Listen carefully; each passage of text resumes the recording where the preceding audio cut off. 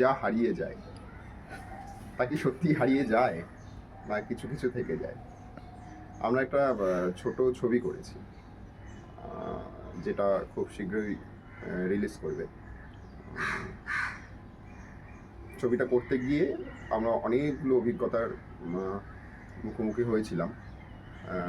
তার মধ্যে প্রথম যে অভিজ্ঞতাটা আমার ক্ষেত্রে হয়েছে, আমি অভিনয় করেছি একজন অভিনেতা হিসেবে। আমি যেই দিন শ্যুট হবে সেই দিন সকালবেলা আমার যাওয়ার কথা, কিন্তু আমি নিজেই জানতাম না যে আমি অভিনয় করছি।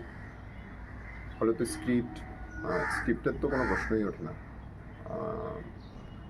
এমনকি স্ক্রিপ্ট ব্রিফ, ক্যারেক্টার ব্রিফ কোনো কিছুই পাইনি। কিন্তু ছবিটা করছে অদ্রিজা দাশগুপ্ত ডিরেকশন।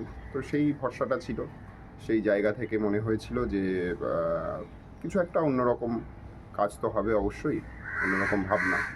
তো সকালবেলা যাওয়ার পরে অ্যাকচুয়ালি আমি জানতে পেরেছিলাম যে কী কী করতে হবে। তো সেগুলোই করার চেষ্টা করেছি আমরা একটু করে। একটা অন্যরকম অভিজ্ঞতা হয়েছিল।